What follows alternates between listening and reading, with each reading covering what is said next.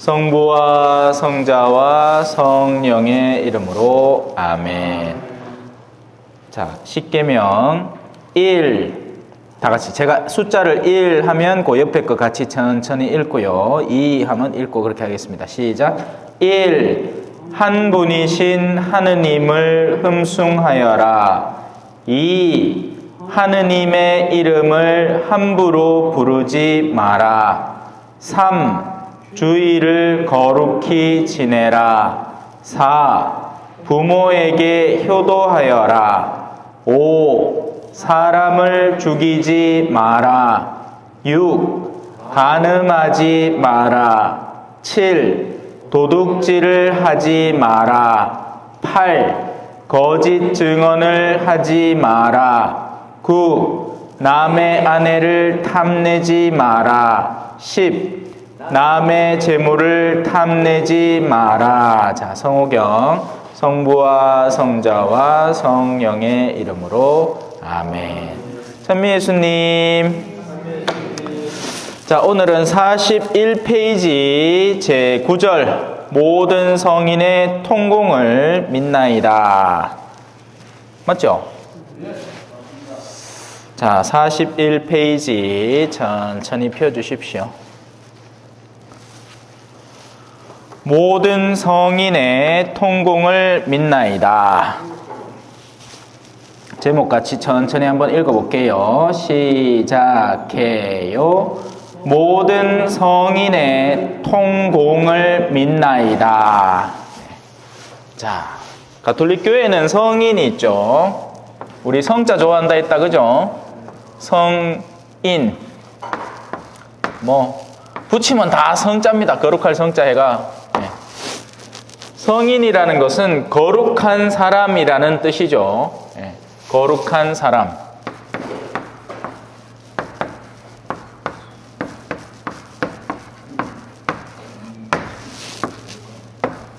그래서 우리는 모두 거룩한 사람이 되어야만 합니다. 우리는 모두 성인이 되어야만 합니다. 헌데 이제 성인 가운데에서는 좀 더 특별히 성인이라고 인정받는 사람이 있습니다. 교회의 공식적 인정을 받는 거죠.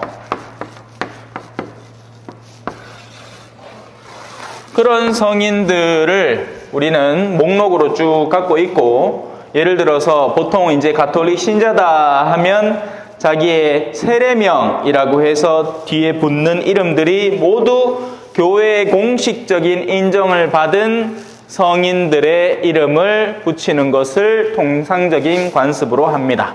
그런데 세례명, 여기서 옆길로 잠깐 빠져서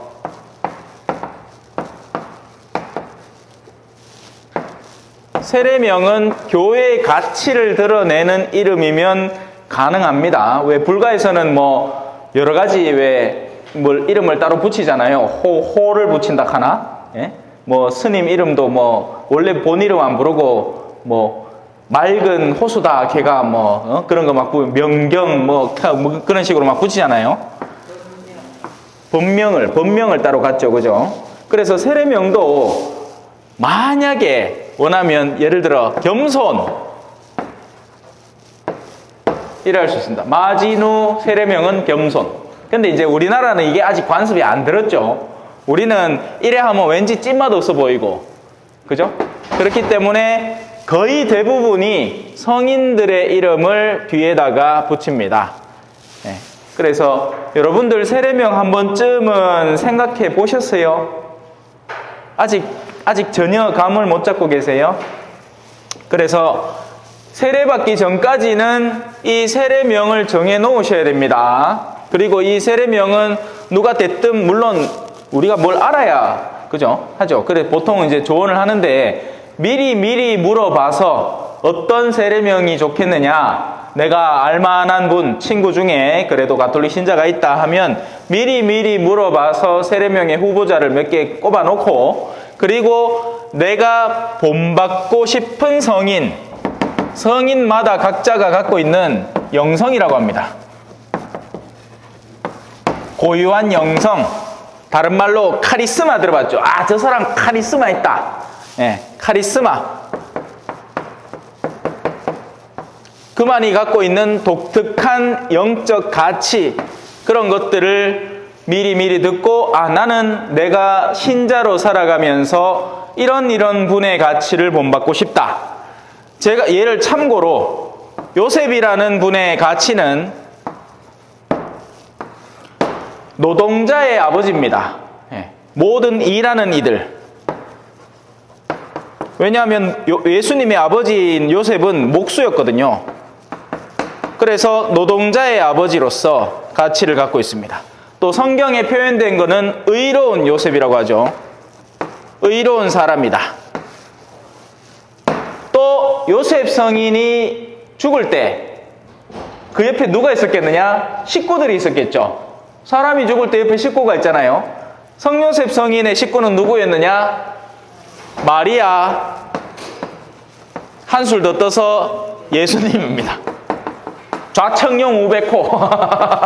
그래서 요셉 성인은 임종자의 수호 성인이기도 합니다.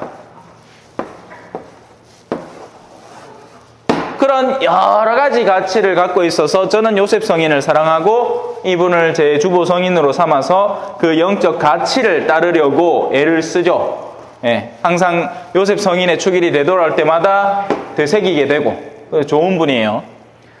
근데 이제 여러분들은 여러분 각자 나름대로 그래도 근데 이렇게는 고르지 마세요. 이름이 멋있다. 이런 하찮은 이유로 세례명을 고르지는 마십시오. 예. 어떤 자매님은 아나타시아를 고르겠대. 굳이 하겠대. 아나스타시아. 누구냐고 물었어. 모른대. 그냥 이름이 이쁘대. 예. 그러지 말라. 예. 지발 부탁일게. 자, 그래서 성인과 더불어서 세례명 잠깐 살펴봤고요. 자, 성인들의 통공을 믿나이다 라는 말 속에는 이 성인들, 그래서 성인은 누구다? 거룩한 사람. 우리 모두는 성인이 되어야 된다. 성인은 하늘나라라는 곳에 들어서 있는 사람이면 누구나 성인이 됩니다. 그래서 누군가 여러분에게 당신의 이 신앙생활의 목적은 뭡니까? 성인 되는 겁니다 라고 부끄럼 없이 대답해야 됩니다. 성인이 된다는 거지 성인이라는 말이 아니거든요. 그래서 성인이 된다는 것을 우리는 목적 삼아야 되는 것이고, 성인이 된다는 것은 다른 표현으로 하늘나라에 간다, 하느님의 나라에 가서 그분과 같이 살겠다라는 뜻을 내포하기 있기 때문에 나를 지나치게 겸손하게 해서 나 같은 기 성인이 어째? 아니요, 우린 성인이 되어야만 합니다. 그런 운명이 있는 거예요. 그래서 우린 성인이 되어야만 됩니다. 근데 이제 또 못된 신자 옆에 있는 이제 못된 사람들은 야, 성인 된다는 아가 지금 사는 게 요꼬라지가? 라고 할 때 용기를 잃지 말아야 됩니다. 그렇기 때문에 나는 성인이라는 목적지가 필요하고 그리로 나아가기 위해서 애를 쓰고 있는 사람이지, 지금 이 순간 우리가 성인이라는 말은 아니기 때문이에요. 근데 이제 세상 사람들은 흔히 신자라는 사람을 두고 이제 그런 식으로 빈정거리는 것이 흔한 일입니다. 그때 용기를 잃지 마세요. 우리는 성인을 지향하고 성인이라는 목적지로 나아가는 겁니다. 자, 성인이 되면, 기술자가 되면 기술을 갖고 있겠죠. 선생님이 되면 지식을 갖고 있을 겁니다. 그죠? 이런 것처럼 성인이 되면 그 내면의 거룩함을 갖고 있습니다. 그리고 그 거룩함을 완성시켜주는 여러 가지 덕을 갖고 있습니다. 그리고 이 덕은 흔히 공덕이라고 하죠.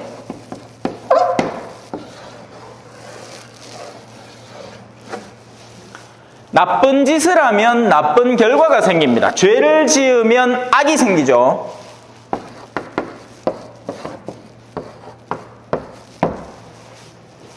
근데 착한 일을 하면 공이 생깁니다. 선한 일을 하면 공이 생겨납니다. 나라를 구하면 그 공을 봐서 훈장을 달아줍니다. 영적으로 선에 우리가 치중을 할 때 공이 생겨납니다.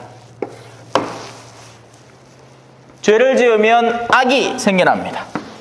악은 벌을 예비합니다. 그래서 고해성사를 보면 죄가 없어지지만 죄로 인해서 생겨난 결과물에 나오는 이 벌까지도 우리가 신경을 써서 충실히 메꾸어 나가야 하기 때문에 고해성사를 보고 나면 보속하는 행위가 있는 겁니다. 보석이 아닙니다. 보속입니다. 보속. 예. 보완해서 되갚는다라는 뜻이죠. 내가 기떼기를 때렸어. 그러면 나쁜 짓은 내가 한 거예요. 죄는 내 안에 있죠. 내가 나쁘니까 기떼기를 때렸지. 그래서 잘못이십니다. 하느님 용서해 주이소 하면 하느님이 용서를 해줍니다. 근데 기떼기 맞으나 내면에 존재해버리게 된 억울함은 누가 풀어줄 거냐는 거지. 죄는 사라졌으나 죄에 대한 악의 결과물과 그 악이 야기시키고 있는 벌은 아직까지 존재하는 겁니다. 그래서 우리는 보속하는 행위들을 삶의 지표로 삼아야 성인이 되어 나아갈 수 있는 겁니다. 죄는 사라질 수 있어요. 예. 하지만 죄의 결과물인 벌을 메꾸는 삶의 태도를 기본으로 삼아 나가야 하는 겁니다. 내가 한 일 아닌데요. 아니죠. 여러분에게 신앙이 없는 게 내 탓입니까? 아니죠. 내 탓 아니잖아. 그죠? 각자에게 그러면 신앙이 있다고 쳐. 신앙이 있는데 신앙스러운 삶을 못 사는 게 내 탓입니까? 아니죠. 하지만 누군가는 애를 쓰고 노력을 해서 그들에게 가르치고 또 한 번 주지시키고 또 한 번 올바른 길로 이끌어서 노력을 해야만 그들의 삶이 개선되고 나아지는데 이 일을 누가 할 것이냐? 바로 성인을 지향하는 사람들이 선을 이룸으로써 공을 쌓기 위한 행동으로 하는 겁니다. 어떻게 좀 맞아 들어가요? 어렵지는 않죠. 그래서 우리는 보속하는 삶을 살아야 하는 겁니다. 공을 쌓는 삶을 살아야 하는 거죠. 덕을 키우는 삶을 살아야 하는 겁니다. 그렇게 해놓고 거기에 꾸준히 임할 때 행여 우리가 잠깐 어긋나서 죄를 짓더라도 쉽게 돌아옵니다. 착한 일에 매진하는 사람이 잠깐 내가 누군가에게 성질이 나서 와라! 하고 화를 냈는데 그 다음 뉘우치는 것도 쉽습니다. 거꾸로도 마찬가지죠. 악을 저지르는 사람이 어쩌다가 선할 수 있습니다. 불쌍한 강아지 보고 어머야 안 됐다. 우리 앞으로 법을 만들어서 강아지 먹지 않도록 법을 만듭시다. 막 언뜻 보면 되게 착해 보이죠? 그런데 평소에 하는 짓은 개판 5분 전입니다. 이건 안 되는 거예요. 그죠? 잠깐 선한 신용을 한 거지 선한 사람이 아닌 겁니다. 악한 사람이지. 그래서 우리가 평소에 어떤 삶의 태도를 견지하느냐 하는 것은 굉장히 중요하고 공이라는 것을 늘 쌓고 사느냐 하는 것이 중요한 겁니다. 일상 안에서 늘 남을 돕는 사람이 되는 거죠. 그러면 이 사람은 나중에는 남을 돕는 일이 크게 어렵지 않은 일이 됩니다. 자, 그렇게 해서 생겨나는 게 공입니다. 공. 그죠?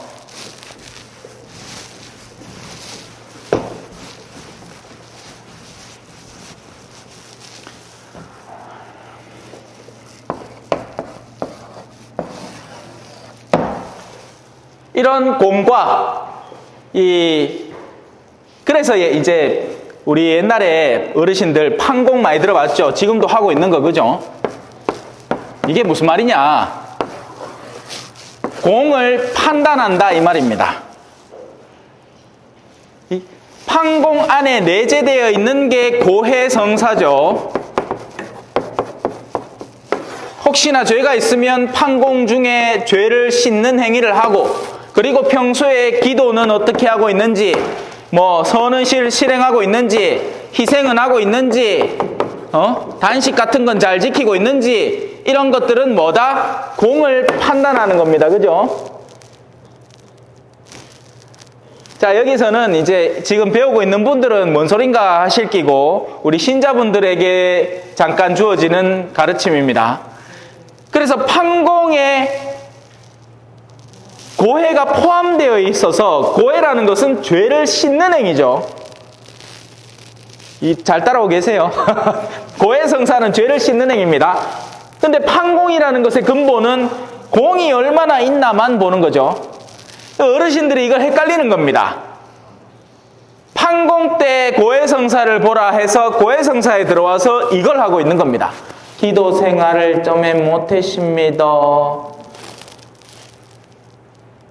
이건 판공 때 하는 기고, 고해성사에는 나는 하느님 앞에 이런 어둠을 지닌 적이 있었습니다. 게으름을 피웠습니다. 이건 죄가 되죠. 근데 뚝 들어와갖고는 성사 볼 거 없습니다. 그러면 와 들어왔습니까? 나가시면 됩니다. 이제 그때는 이제 판공 보러 오신 분인 거죠. 그래요. 자, 다시 돌아옵시다.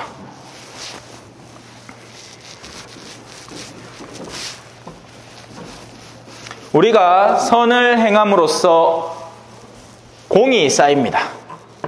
성인이 되고자 하는 이들, 성인인 분들은 그냥 숨만 쉬어도 공입니다. 성인이 있다는 것만으로 우리는 위안을 받습니다. 아, 저 거룩한 분이 있다는 것. 그래서 예전에는 그랬어요. 지금은 좀 분위기가 다르지만 사실은 지금은 더 그래야 하는 게 맞죠. 이 목에 로망칼라를 하고 있는 사람이 앞에 있는 것만으로도 신자들은 용기와 힘을 얻습니다. 아이고, 절에 혼자 살아가면서 하느님을 믿겠다 하는 분도 계시는데 내가 세상에 살면서 그래도 저렇게는 못 살더라도 좀에는 신앙인으로 노력을 해야겠다라는 게 옛날 어르신들의 생각이었고, 지금은 이제 알로보죠.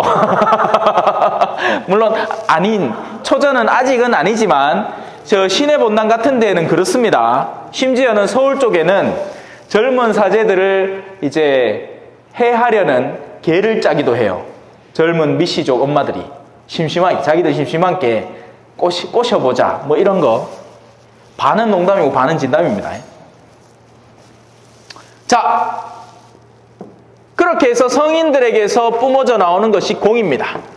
근데 이 공과는 증여가 가능합니다. 그러니까 나는 저 밭하고 상관없어. 근데 저 밭이 엉망진창이 되어 있습니다. 근데 그 밭 주인은 오늘 우리 금정옥 부부 내외 맨키로 아프대. 그나마 내가 가서 그 밭을 대신 갈아주지 하고 나의 공과를 그들에게 선물해 줄 수 있는 겁니다. 공은 증여되고 공유되고 나누어질 수 있는 겁니다. 그리고 누군가가 미리 공을 잔뜩 쌓아 놓을 수도 있죠. 예를 들면 어떤 성인이 훌륭한 책을 한 권 남겼어요. 그러면 이 책을 두고 보면서 보는 사람마다 이 성인이 남긴 책의 그 훌륭한 영성을 배우고 하는 겁니다. 어마어마하게 공을 쌓은 나머지 그 공이 후대에 이르기까지 계속해서 득을 보는 거죠. 중국집 하시는 분 계시지만 짜장면 한 그릇을 막 이빨 크게 만들어 놨는 기라. 그라이길에 동네 사람들이 지나가면서 한 그릇씩 다 먹고 가도 남아. 이런 공이 생겨날 수가 있다는 겁니다. 짜장면을 만들 때는 고생이겠지만 그 짜장면을 통해서 어르신들에게 기쁨을 줄 수 있으면 그건 그때마다 계속해서 공이 뿜어져 나오는 셈이겠죠. 그래서 그런 것들을 성인들의 공통된 공이다, 통공이라고 하는 겁니다. 지난 시간에 우리는 교회를 배웠습니다. 우리는 그 교회를 지상교회에만 집중해서 배웠습니다. 우리가 지금 교회예요. 우리가 교회입니다. 지금 여기 있는 우리가 교회입니다. 하느님을 믿고 그분을 따라보겠다고 살아가는 신자들과 예비 신자들까지 다 아우르는 공동체를 지상교회라고 합니다. 하지만 이 교회는 지상에만 있는 게 아닙니다. 천상교회가 당연히 있겠죠. 그리고 천상교회에 들어가기를 기다리면서 자기를 속죄하고 있는 이들의 교회도 있으니 가톨릭 교회는 이를 일컬어 연옥이라고 하는 겁니다. 지옥은 교회가 아닙니다. 지옥은 벌받고 있는 그러니까 형벌 기관에 불과해요. 하지만 연옥은 교회입니다. 자, 성인들이 공을 세운다고 했죠. 그 공은 끊임없이 뿜어져 나와서 지상교회와 연옥교회에 도움을 줍니다. 그리고 지상에 있는 우리들도 비슷한 행동을 할 수 있으니 우리의 공을 위에는 줄 필요 없겠지. 이거는 나만 도는데 뭐. 그죠? 그래서 우리보다 먼저 세상을 떠난 이들이 내 조상들 가운데에서 뭐 그렇게 막 사람이 막 악하고 이러지 않았어. 오히려 선했어. 하지만 뭔가가 부족할 가능성이 있는 연옥 교회들을 위해서 내가 지상에서 쌓은 공덕들을 증여할 수 있는 개념이 우리 교회에는 있는 거죠. 그걸 증명해 주는 게 바로 이 성인들의 통공이라는 교리가 되는 겁니다. 이해가 되셨죠? 혹시나 뭐 궁금한 거나 질문 있으십니까? 언제든지 하시면 돼요. 질문은 언제든지 하시면 됩니다.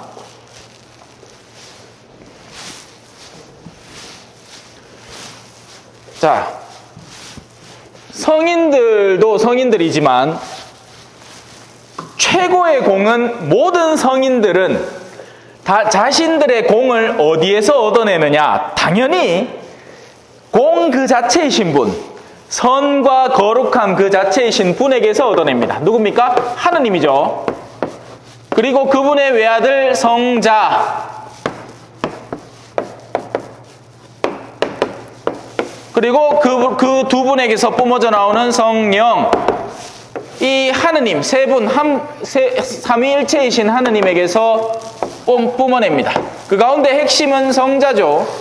그래서 예수 그리스도의 공덕을 우리는 하늘의 성인들도 그분을 통해서 신앙을 얻게 됐고, 신앙을 알게 됐고, 신앙을 배우게 됐고, 신앙을 쌓게 됐고, 지금의 이 지상교회를 살고 있는 우리들도 이 예수 그리스도의 공을 나누어 받고 있다고 보시면 되는 겁니다. 그래서 그 대표격으로 우리는 미사, 방금 전에 우리가 드리고 여기 들어온 이 미사 안에서 그 성자의 희생의 제물을 통해서 우리가 공을 얻어내는 거죠. 그래서 미사는 지향을 갖고 있는 겁니다. 그냥 내가 미사에 참여해서 그 미사의 은덕을 내 영혼 안에 흡수시킬 수도 있겠으나, 내가 이번에 참여하는, 나는 이제 주일 미사를 이미 다녀왔으니 교중 미사는 지향이 따로 없죠. 그래서 교중 미사는 모든 이에게 열린 미사고 참석하는 이들의 그 공동체 고유의 미사입니다. 하지만 평일 미사나 다른 미사가 있을 때 미사 지향을 넣어서 나보다 먼저 세상을 뜨신 아버지나 어머니나 우리 조상들이나 아니면 누군가 기도가 필요한 살아있는 누구나, 아이고 요새 신부님 보이기네, 얼굴이 깨째째 하얗기네, 막 떼국이 졸졸 흐른다, 뭔가 안 좋아 보인다. 그러면 신부님 영육간의 건강을 위해서나 우리는 지향을 넣는 겁니다. 죽어있는 이를 위해서 드리는 지향을 연미사라고 표현하고요. 그리고 살아있는 이들을 위해서 드린 미사를 생미사라고 표현을 합니다. 이 두 개가 그냥 큰 덩어리예요. 이 생미사에서 특별히 감사를 드릴 수도 있는 거고, 가정을 위해서 기도를 할 수도 있는 거고, 등등등등이 갈리는 거지. 기본 생미사, 연미사입니다. 죽은 이를 위해서 드리는 미사, 살아있는 이들을 위해서 드리는 미사. 이런 미사지향을 드릴 수 있다. 미사지향은 따로 비용이 따로 없고, 돈 없으면 주임신부한테 얘기해서 제발 미사 한 대만 드려주이소 하면 얼마든지 드려줍니다. 근데 이제 보통 뭐 자기들이 정성을 함께 바치는 거죠. 자, 성인들의 통공 이해하셨지요? 네. 했다고 칩시다. 자, 사도신경의 9번째 구절은 41페이지입니다. 41페이지. 살아있는 그리스도인과 죽은 그리스도인 사이에 통공, 다른 표현으로 친교가 존재한다는 것을 가르쳐 줍니다. 우리는 언제부터 거룩하게 되었나요? 세례 때부터 우리는 거룩하게 됩니다. 세례를 받고 그리스도를 받아들이면서 우리는 그리스도인이 됩니다. 그러나 우리 삶 속에서 다양한 방식으로 전해오는 주님의 은총을 잘 받아들이면서 매일매일 거룩한 생활을 통해서 성장해 가야 합니다. 자,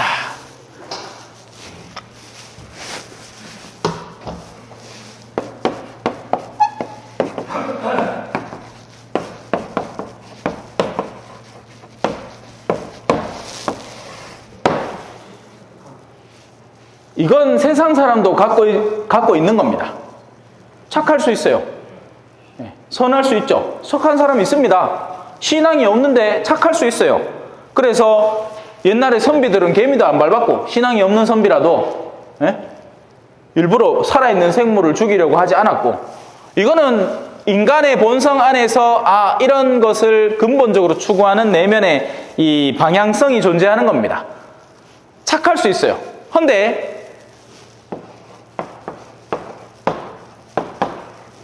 거룩함이라는 것은 결을 좀 달리합니다.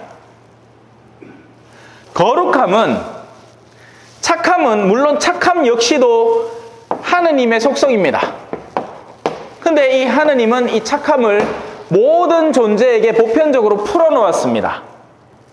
그러나 거룩함은 하느님을 알고 그분의 뜻을 추구하면서 나아갈 때 거룩함이 이루어지니, 그 거룩함 속에는 흔히 십자가가 포함이 됩니다.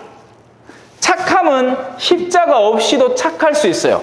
성격이 착할 수 있고 유순할 수 있고 옳은 걸 옳다, 그른 걸 그르다 할 수 있죠. 물론 요즘은 이런 착함조차 없는 인간들이 온데 퍼져 있어가지고 세상을 어지럽게 만들고 있지만, 가만히 있는 데를 침공해 욕심을 내고 탐욕을 부리고 온갖 악습에 사로잡혀서 멀쩡히 놔두면 잘 살 사람들한테 옆구리 찔러갖고 괴롭게 만드는 인간들이 점점 늘어나니 이 착함조차도 점점 무색해지는 세상이 됐으니 거룩함은 더 이해하기 힘든 요소가 되는 겁니다.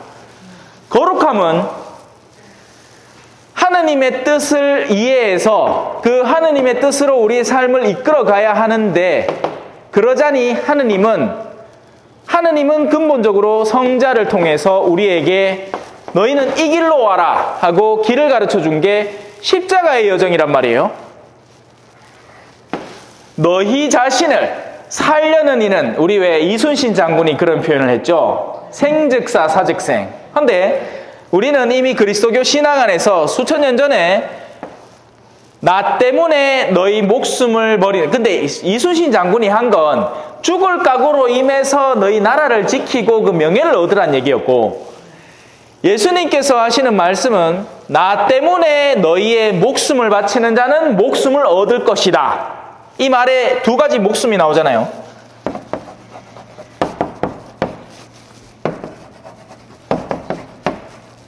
거룩함이라는 영역, 신앙의 영역 속에서는 이 첫 번째 목숨은 진짜 목숨입니다. 우리가 일반적으로 알고 있는 칼을 찔러버리면 죽어버리는 목숨이에요. 이 두 번째 목숨이라는 것은 영혼의 목숨입니다. 사람이 죽어도 영혼이 살아있으면 이 사람은 영원히 살 사람입니다. 반대로 사람이 목숨은 쨍쨍한데 몸도 헬스장 가고 근육 키우고 번질번질하게 기름 발라가 뺀들뺀들해, 인물도 좋아. 근데 영혼이 이미 죽어버린 사람들이 있습니다. 가끔 가다가 연예인들이 자살하는 이유가 여기 있죠. 가들이 아쉬운 게 뭐가 있어요? 최진실이 왜 죽었을까요? 뭐가 아쉬워서? 목숨 면에서 부족한 게 뭐가 있습니까? 돈이 없기를 하나, 명예가 없기를 하나. 하지만 영혼에서 괴로움을 겪고 더 이상 살 희망의 가치를, 자기의 존재 가치를 못 느끼니 죽음이라는 것을 택하는 거죠. 얼마 전에도 한 사람이 그렇게 갔죠. 괴로움을 너무, 자기가 지금까지 목숨 속에서 쌓아온 모든 것이 일순간에 무너지니 영혼이 튼실하지 않은, 영혼에서 뭔가 기대하고 걸쳐놓을 만한 것이 하나도 없으니 그냥 이걸 끊어버리는 게 가장 속 편할 결정이겠다. 근데 사실 여기서 주제 하나를 잠깐 하면,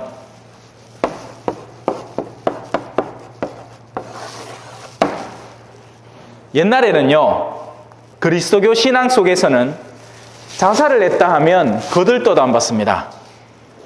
왜냐하면 이건 너무나 어리석은 선택이기 때문에 그래요. 하느님이 우리에게 주신 생명인데, 생명의 주인은 하느님인데 이걸 스스로 끊는다. 그건 너무나 어리석은 선택이고 하느님 앞에 크나큰 죄이기 때문에 그렇습니다. 하지만 현대에 와서는 이 틈 하나를 남겨두는 겁니다. 설마 맨정신에 그랬겠나? 극단의 상황에 밀쳐지고 괴로운 선택을 어떤 때는 신자도 죽고 싶어 하는 경우가 있는데, 그죠? 그래서 그 여지를 조금 남겨서 그래도 기도는 해주자, 이 정도의 틈은 남겨줍니다. 근데 이제 얼마 전에 갔던 그런 사람 같은 경우에 굉장히 유명한 경우라면 우리가 자칫 잘못하면 스캔들이 될 수 있는 경우에는 조심을 하죠. 일반 경우에는 이제 본당별로, 사제별로 조용히 알아서 뭐 도움을 줄 수 있는 선에서 영적 도움을 줍니다만, 이건 절대 생각하지 마세요. 하나님이 허락한 순간까지. 자살에서 뭐가 파생되느냐? 이것도 자살입니다. 안 돼요. 불필요한 연명치료의 중단은 가능합니다. 그러니까 왜 사람이 벌써 갔는데 기계장치 달아가지고 막 이래갖고 살려놓는 거 있잖아요. 이거는 자살, 그 기계장치를 멈춘다 해서 자살이 되는 게 아닙니다. 그냥 가만히 자연 상태에 두면 사망으로 이를 상황이라면 하는 거죠. 근데 약물 치료를 조금 하면 이 사람이 그냥 정상적인 그러니까 삶의 수준을 유지할 수 있는데 그걸 일부러 끊어버린다든지 하는 것은 일종의 안락사 행위가 되는 거죠. 그래, 이런 건 미묘한 겁니다. 그냥 한번 들어놓으시면 돼요, 교양으로.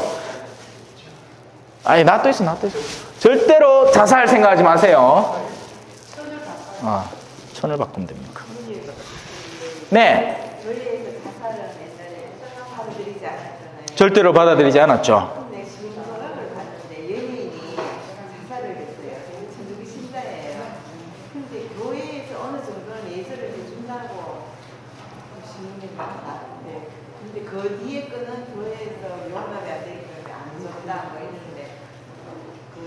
그래서 기도는 누구나 해줄 수 있어요.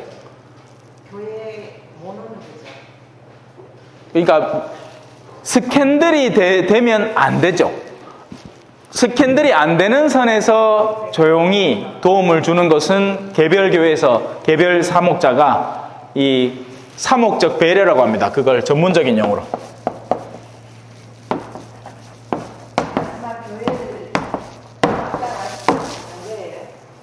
성당에 오는 걸 막지는 않죠. 성당은 죄인들도 올 수 있으니까. 성당을 오는 걸 어떻게 막습니까? 성당은 누구나 올 수 있어요. 심지어 개도 들어올 수 있습니다. 제가 볼리비아에서 일할 때는 진짜 실제로 미사할 때 옆에 개가 있었어요. 개가 사람보다 참내 더 잘해. 그래서 그 미사 예절은 이제 신중해야겠죠.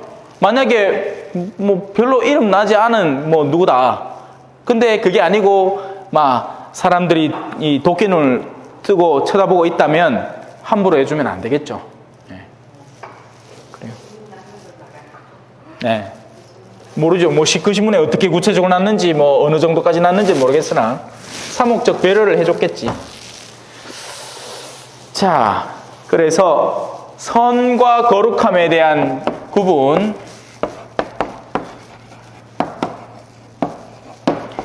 우리가 말하는 공이라는 것은 단순한 선을 얘기하는 게 아니라 이 거룩함, 십자가를 통해서 얻어진, 누군가의 희생을 통해서 얻어진 거룩함을 말하는 겁니다.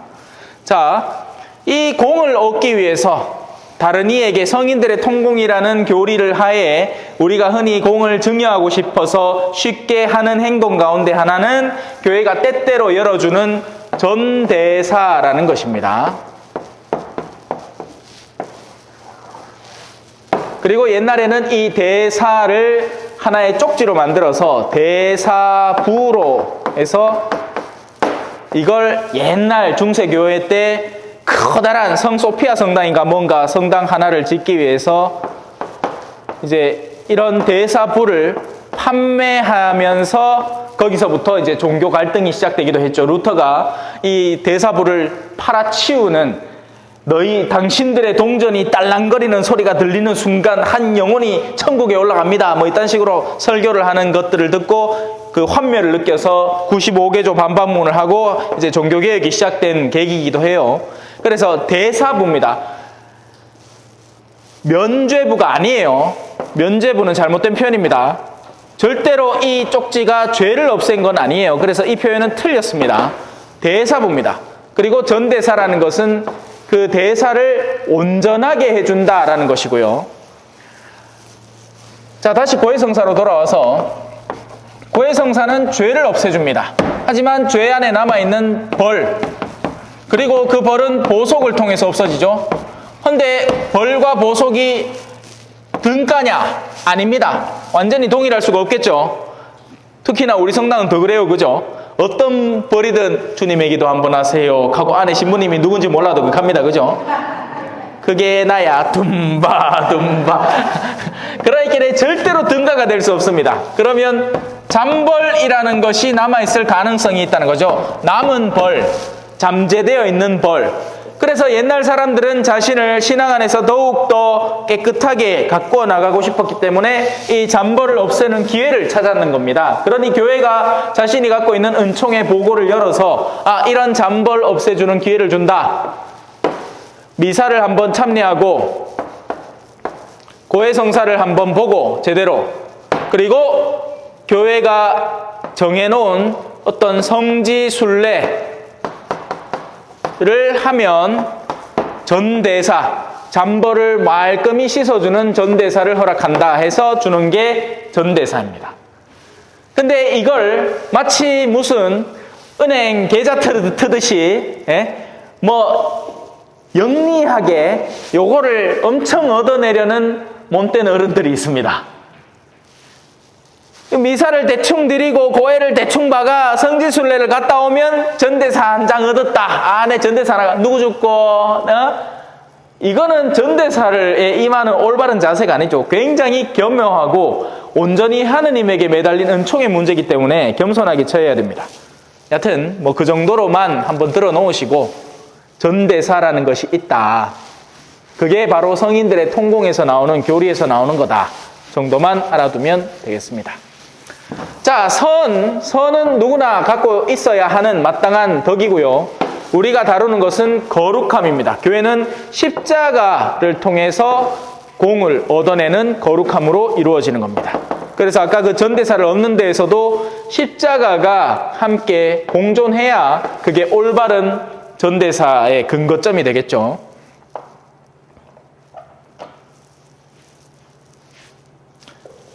그래서 이 희생, 십자가 희생이라고 보시면 됩니다. 희생.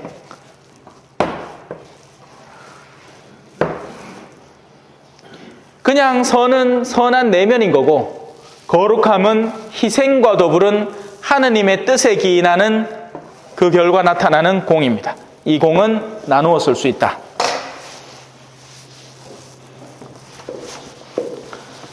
그래서 이 질문을 다시 한번 읽어보면, 모든 그리스도인들은 선하게 되었나요? 라고 묻지 않죠. 거룩하게 되었나요? 그렇습니다. 모든 이들은 세례를 통해서 거룩하게 되었습니다. 예수님의 희생의 피로 우리가 물을 통해서 죄를 용서받고 나 자신의 능력과 힘으로 하는 게 아니죠. 다른 예수님이라는 분의 능력으로 우리가 세례를 통해서 거룩하게 됩니다. 그러나 서로 다른 상황이 일어날 수 있습니다. 누군가는 그 거룩함에서 성장을 해서 매우 높은 성덕에 이를 수 있습니다. 그래서 그들을 성인이라고 부릅니다. 대표적인 케이스로 성 아우구스티노, 예수의 데레사 성녀, 십자가의 성 요한, 성 요한, 세례자 성 요한, 요셉 성인, 등등등등등등. 그리고 다른 이들은 멈춰선 채로 하느님의 은총으로 변화되기를 원치 않아 성장하지 못합니다. 거룩함에서는 더 이상 성장하지 않는 거죠. 착할 수는 있으나 거룩하지는 않은 겁니다. 자, 성인들의 통공은 무엇을 의미하나요? 살아있는 우리 모든 그리스도인이 지상교회를 이루듯이 영원으로 건너간 그리스도인이 모여있는 천상교회도 존재합니다. 제가 아까 설명을 했죠. 연옥교회도 존재합니다. 그죠? 살아있는 그리스도인과 세상을 떠난 그리스도인 사이에는 친교가 존재합니다. 친하다는 거예요. 안 친한데 왜 주노? 그죠? 친하니까 뭐라고 주지? 지금 여러분들은 이제 교리반을 꾸준히 나와신께 길에서 만나도 우리는 친한 사이예요. 그죠? 이 신부님 갈 거 아닙니까? 그죠? 우리 지난번에 했나? 그죠? 배달 나가는데, 나가다가 내 옆에 보면은, 어디 가십니까?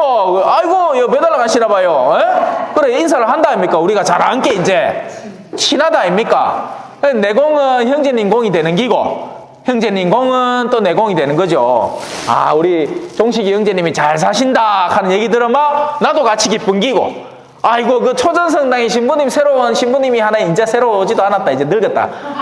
그 신부님이 그래도 그래 열심히 해가 그래 한다 소리 들으면 형제님 기분 좋을 끼고, 그게 친교 아닙니까? 그죠? 네. 살아있는 그리스도인과 죽은 그리스도인 사이의 통공, 친교는 어떻게 표현되나요? 한편으로 세상을 떠난 그리스도인은 하느님 면전에서 하늘나라에 이르기까지 세상을 순례하고 있는 우리 모두를 위해서 전구합니다. 다른 한편으로 살아있는 그리스도인은 세상을 떠난 신앙인을 위해서 기도하고 성찬례를 제공합니다. 아까 미사를 드린다. 미사의 다른 별명이 성찬례라는 말입니다. 거룩한 저녁 식사 이런 얘기죠. 그래서 옆불떼기에 보면 이제 제가 딱 죽어가 간다 사진 딱 하나 해놓고 실제로 영혼이 딱 와갖고 나는 아직 너희들하고 친교를 나누고 있지롱, 필요한 거 있으면 내한테 기도하면 되지롱, 이렇게 농담처럼 이야기하고 있습니다. 넘어가죠.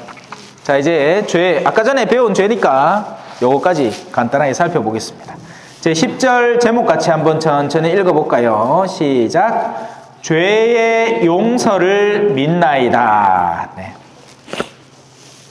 사도신경의 10번째 구절은 하느님께서 사람들의 죄를 용서하시기 위해 교회 직무에 권한을 주셨다는 것을 가르쳐 줍니다. 이 죄의 용서의 권한.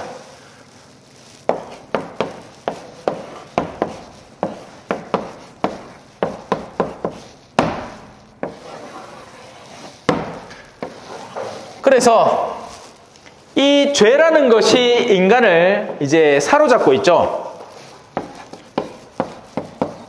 그걸 뭐라고 합니까? 죄책감이라고 합니다. 그죠?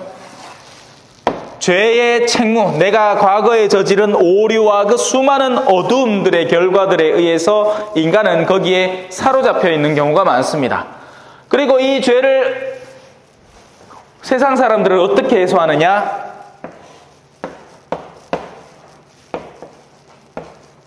중독으로 해소하려고 합니다. 죄에 대한 감각에서 벗어나기 위해서 쾌락을 쫓는 거죠. 근데 그 쾌락은 항상 중독을 예비하고 있는 겁니다. 이 대표적인 게 술, 마약, 섹스 같은 요소들에 중독되어 가는 겁니다. 최근 들어서는 젊은 애들은 음식에도 중독되어 가죠. 또 SNS에도 중독되어 갑니다. 그죠? 이런 모든 것들이 뭘 보장해준다? 쾌락을 보장해주는 겁니다. 나의 정신을 잠깐 활기를 띠게 만들려고. 안 그러면, 그래서 요즘 사람들이 이게 많잖아요. 우울증, 자아분열,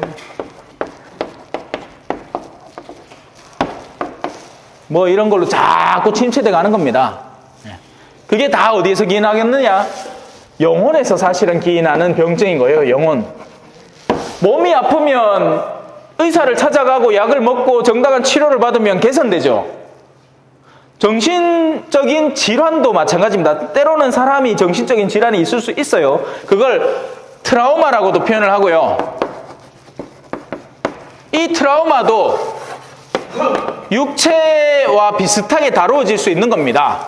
거기에 대한 연구 결과가 있는 것이고, 근데 여기서 멈추지 않는 겁니다. 사람은 영혼의 병증이 있기도 한 거예요. 선과 악의 근간을 좌우하는 영혼이 악에 기울어져 있기 때문에 그로 인해서 정신도 트라우마가 생기는 거고 육체도 손상이 되는 겁니다.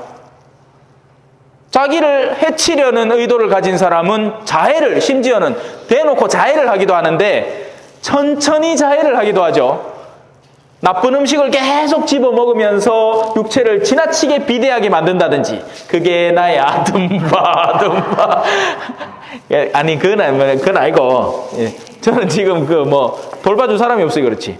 자, 육체가 그렇게 자꾸 비대해지고 그런 결과를 맞게 하고, 영혼이 악에 물들어가니 다른 사람들과 관계에서 자꾸 부딪히면서 트라우마를 자꾸 남기는 겁니다. 그러면서 더 소극적이 되고 더 함몰되어 가는 거죠. 그래서 이 죄책이라는 것이 인간을 굉장히 쥐고 흔들고 있는 거예요.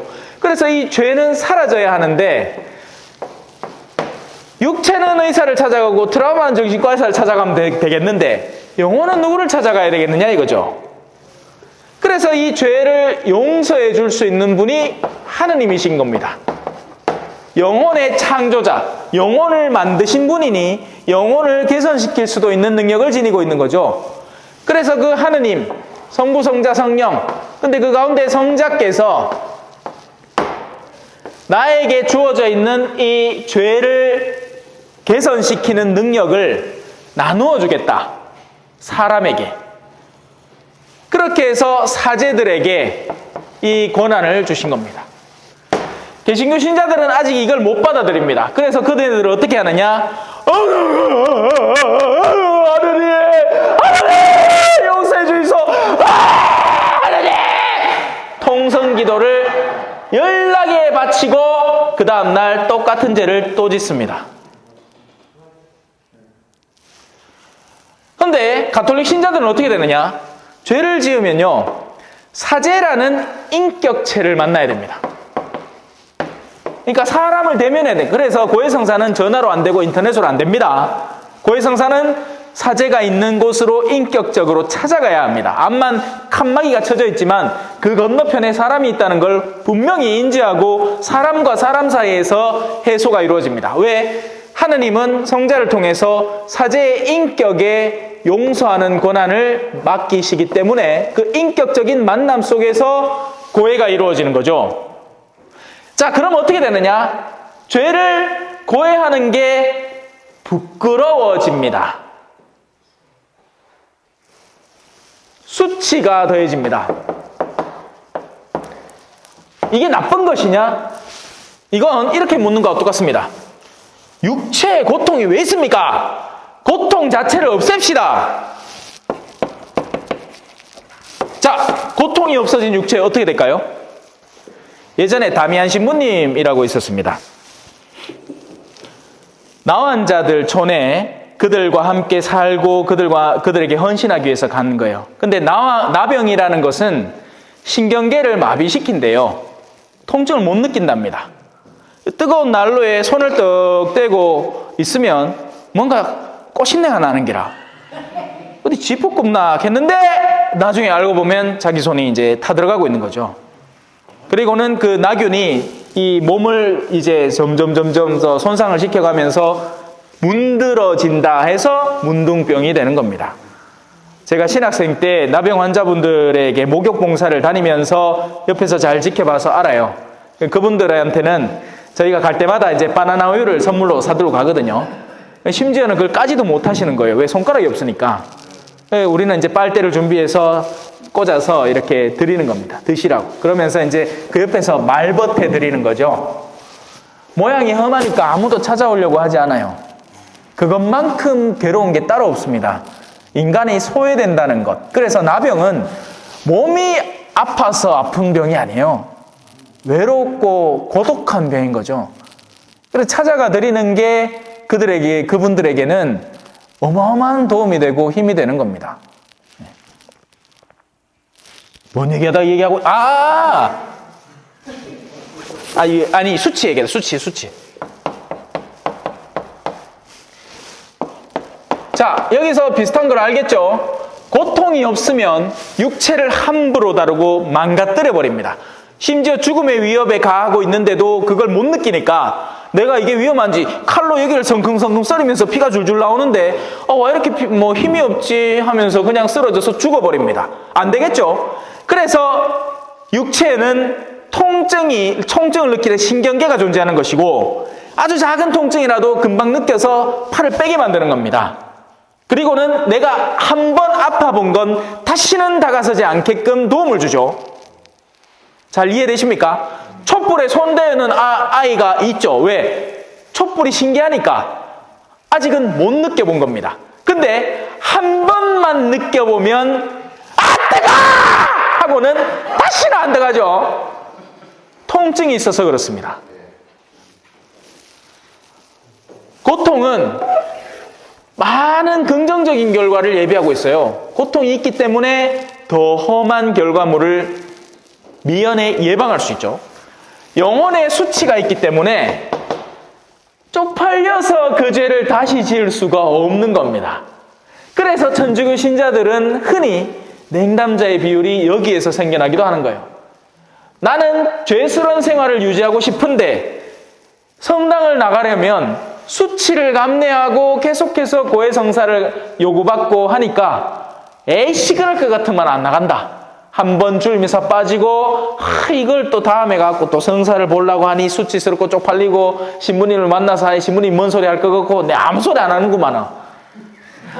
아무 소리 안 하는구만은 자기들이 알아서 부끄럽다 하면서 그냥 멀어져 버리는 거죠.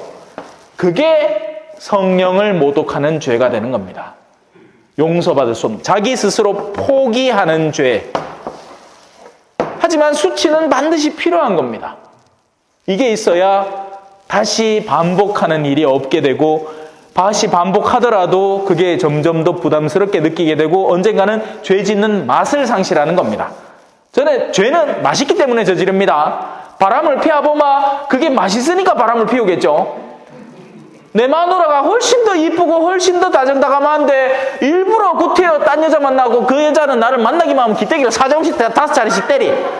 그런데도 내 니 좀 사랑하고 해보자 이라는 남자가 어디 있겠습니까? 마누라한테 기대기 맞고 위로받으려고 딴 여자 찾는 거죠. 죄는 쾌감을 줍니다. 죄는 쾌락을 주죠.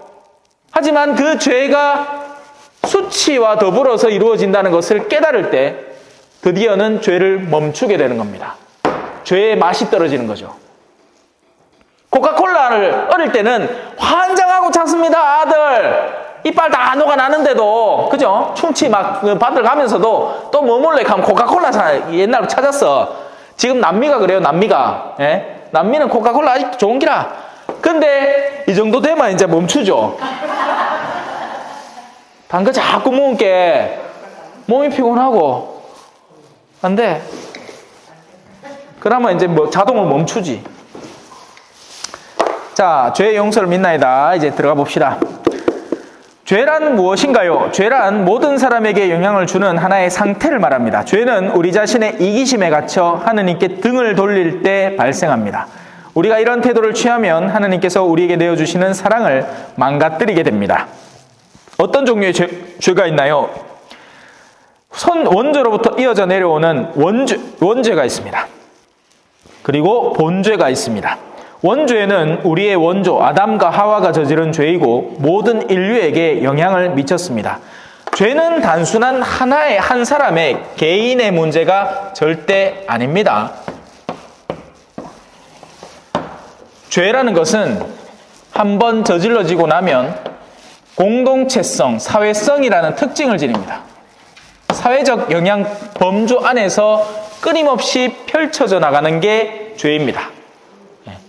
내가 기분 나빴어. 죄를 저질러 갖고 내 마음이 막 어둠에 가득 차 있어요. 그러면 직장에서 그랬어. 직장에서 직장 상사한테 막 닦인 거예요. 그래서 마음속에 막 어둠이 가득해. 집에 들어올 때는 얘들아 안녕 잘 지냈니? 하고 들어옵니까? 아니죠. 밖에서 기분 상한 거 그대로 끌고 들어가고 아들 아빠! 하고 순진한 그 아들 이놈의 새끼는 조용히 하라! 그러면 죄가 순식간에 공동화된 거죠. 사회화된 겁니다. 그죠? 그래서 죄는 그 사회적인 특징을 지니는 겁니다. 자기만 짓는 죄는 사실상 없어요. 내가 무인도에서 홀로 영원히 살아가지 않는 이상은. 그래서 죄는 지어지는 족족 퍼져나가는 겁니다. 원조의 죄는, 아담과 이브의 죄는 바로 가장 원죄가 되어서 그 영향권 속에 인간을 놓게 된 거죠. 죄의 근간은 간단해요. 하느님을 거부하는 것, 그게 죄입니다. 원조의 죄는 하느님을, 제가 아까 얘기했잖아요. 부끄러운 거예요. 그래서 아담과 이브는 선악과를 먹고 나서 그전에는 뻘거벗고 댕겼어. 털렁털렁 이거 봐라 하던 아들이 죄를 딱 짓고 나서는 수치에 사로잡히는 대표적인 모양새를 하는 거죠. 이파리 하나 구해갖고 이어가리고.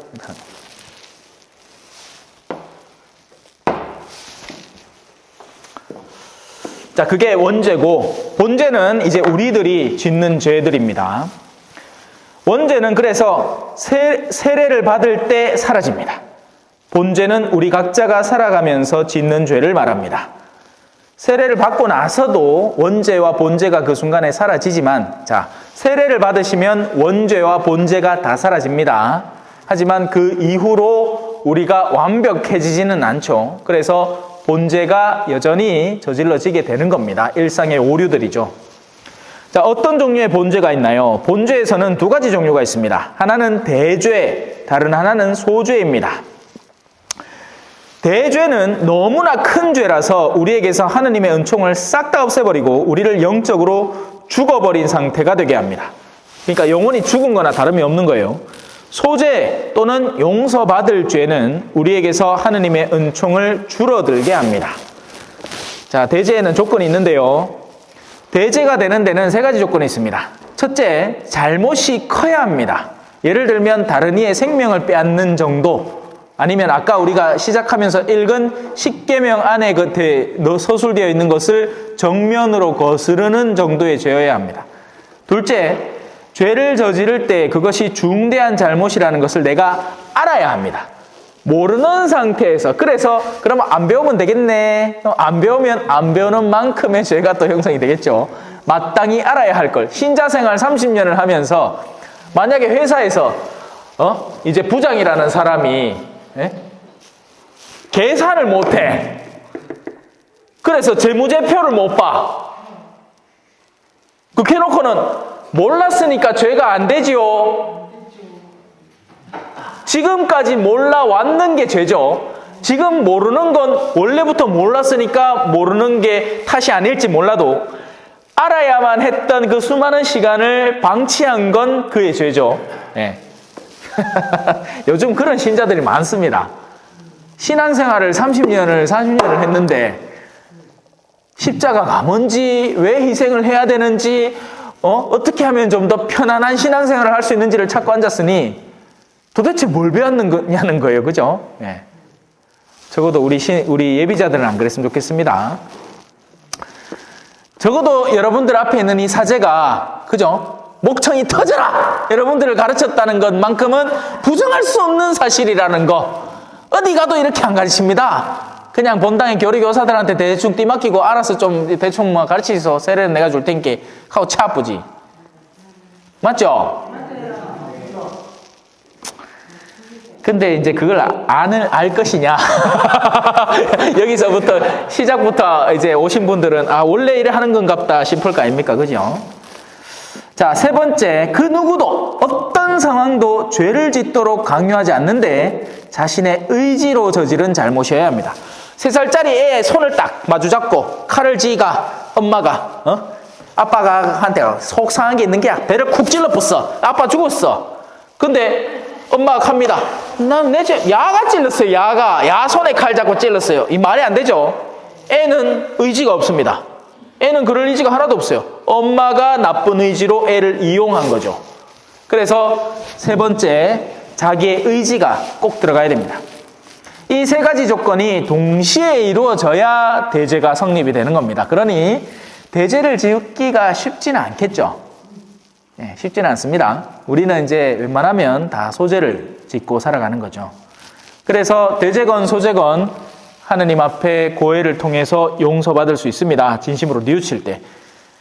물론 우리는 통상적으로 이제 소죄를 짓고 소죄를 뉘우치고 하느님한테 용서받고 또 돌아가서 소죄를 짓는 경우가 많습니다. 이게 통상적이에요. 근데 이제 대죄는, 근데 이거는요, 참, 정말 아이러니컬한 게, 대죄를 짓는 사람은 자신이 대죄를 짓는다는 인지를 제대로 못하고 있는 경우가 많습니다. 반대로 소죄를 짓고 있는데 그걸 대죄처럼 간주하는 분들도 있고요. 마음이 정말 착한 어르신들이 흔히 자기가 작은 잘못 속에 그걸 너무 마음 아파하면서 하느님한테 얼른 용서받고 싶은 욕구에 사로잡히는 게 통상적이고, 보통은 자기가 대죄 중에 있는데도 대죄인지 인식을 못하는 경우도 있습니다. 어떤 자매는 자기의 그런 낙태에 대한 경험이 반복되고 있는데도 이제는 그게 덤덤해져 버린 거예요. 참 무섭습니다. 그런 거 보면. 자, 우리는 언제 죄를 용서받을 수 있나요? 대죄일 때에는 용서를 받기 위해 고해성사를 통해 그 죄를 고백해야 합니다. 소죄일 때에는 뉘우치거나 직접 하나님께 털어놓는 것으로 충분합니다. 미사전에 이제 참회 예절이라는 게 있습니다. 주님 자비를 베푸소서 들어봤죠? 그러면 우리도 주님 자비를 베푸소서가 응답하고 그리스도님 자비를 베푸소서 그 순간이 이제 그 마치고 나서 사제가 용서의 은혜를 베푸는 겁니다. 그때 이제 소재는 용서받습니다. 근데 이제 애매하죠. 이게 소재인지 대죄인지. 그래서 어떤 종류의 신학자는 소재가 있고 대죄가 있고 중죄도 있다. 대죄는 아니지만 죄 중에서 자기의 내면 속에 좀 위중하게 느끼는 죄들이 있다. 그런 것들은 고해성사를 거쳐야 용서를 받겠죠. 교회는 죄를 용서할 권한이 있나요? 그렇습니다. 예수님께서 사도들에게 다음과 같이 말씀하시면서 그들 직무에 용서하는 권한을 교회에 주셨습니다. 너희가 누구의 죄든지 용서해 주면 그가 용서를 받을 것이고 그대로 두면 그대로 남아있을 것이다. 그대로 둘 리가 없겠죠. 찾아오는 사람, 용서해 달라는 사람을 쪽쪽 용서해 주고 있습니다. 안 찾아와서 문제지. 따라서 사도들의 후기자인 주교님은 죄를 용서할 권한이 있고 또한 사제들도 권한이 있습니다. 옆에는 고해성사를 보는 장면을 연출해 놓았습니다. 어떤 분들은 무릎 안 꿇고 뻐이 서가 보기도 하는데 무릎 안 좋으신 분들은 서서 보셔도 됩니다. 우리 고에서는 의자도 하나 있죠. 어르신들은 의자에 앉아 보시는데 어떤 때는 젊은 사람이 떡 들어가고 의자에 떡 앉아가고 해봅니다. 의자가 있으니까 앉으라 하는 줄 알고. 제일 웃겼던 건 원래 이렇게 무릎을 꿇어야 되잖아요. 어떤 분은 앉아가 무릎을 꿇어야 되는 이렇게 꿇어갖고 나를 보고 대화를 해야 되는데 그 무릎 꿇는 데 이래 앉아가 쿠션이 있으니까 푹신푹신하게 이래 앉아가 그래 돌아서세요.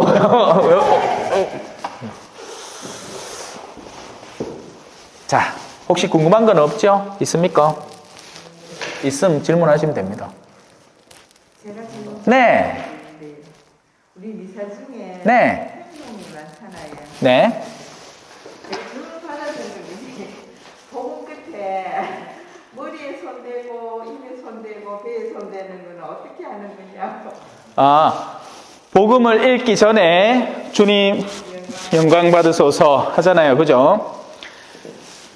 이마에 성호를 그으면서 이 말씀을 내가 이해하는 데 도움을 얻도록 그렇게 나의 머리를 깨끗하게 해주십시오. 정화시켜 주십시오. 이 성호를 그을 때는 이렇게 엄지를 만들어서 옆불떼기로 해도 되고 보통은 이제 더 엄밀하게 하려면 이렇게 엄지가 한가운데로 이렇게 성호를 그으면 됩니다. 근데 뭐 그렇게까지 하려고 하면 많이 꺾어야 되니까 그냥 편안하게 옆불떼기로 하십시오.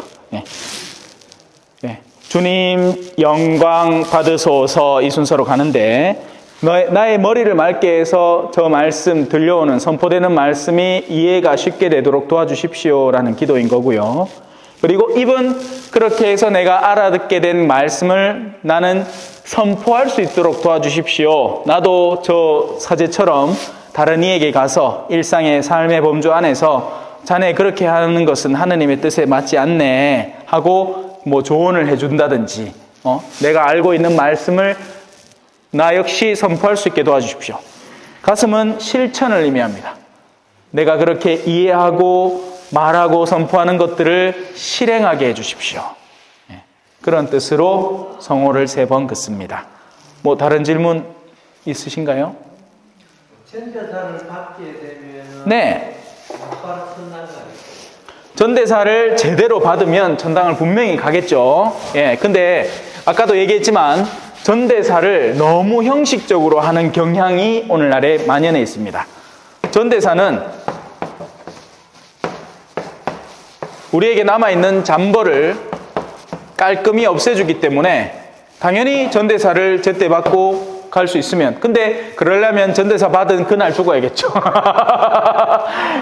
근데 그렇게 될 수가 없잖아. 우리의 마음은 끊임없이 요동치는 것이고. 근데 평소에 늘 씻어두는 사람. 자, 제가 칠판을 평소에 늘 닦지 않습니까? 정기적으로. 그죠? 닦고 나서 몇 개 끄면 또 이거 금방 한 번만 쓱 닦으면 다시 예전처럼 깨끗해지잖아요. 근데 그러지 않고 칠판을 막 잔뜩 써놨어. 그래 놓고는 이제 닦으려고 애를 쓰기 시작해. 그러면 한참 닦아야 됩니다. 그죠? 그래서 전대사의 기회가 있을 때 그 전대사를 받아놓고 나의 잠벌을 깨끗이 해두는 것.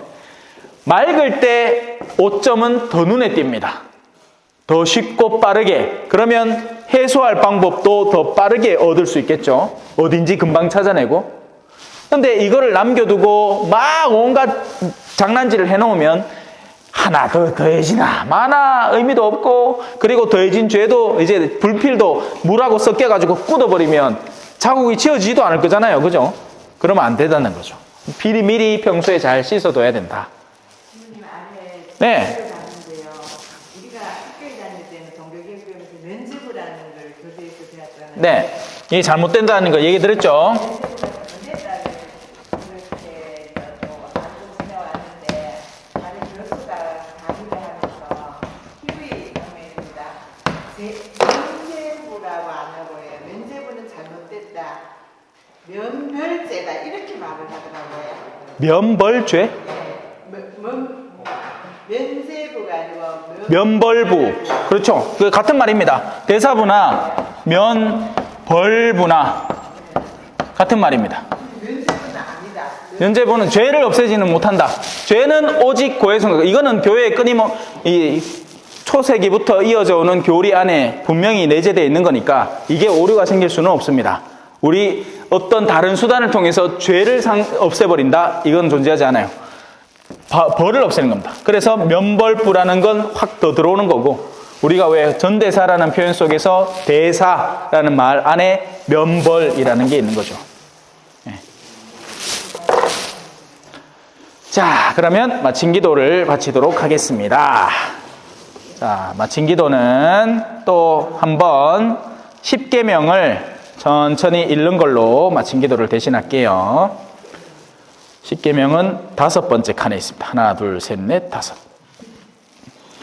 성부와 성자와 성령의 이름으로 아멘. 자, 10계명 1. 한 분이신 하느님을 흠숭하여라.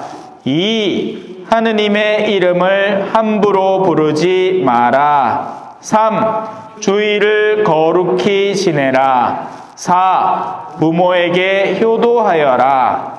5. 사람을 죽이지 마라. 6. 간음하지 마라. 7. 도둑질을 하지 마라. 8. 거짓 증언을 하지 마라. 9. 남의 아내를 탐내지 마라. 10. 남의 재물을 탐내지 마라.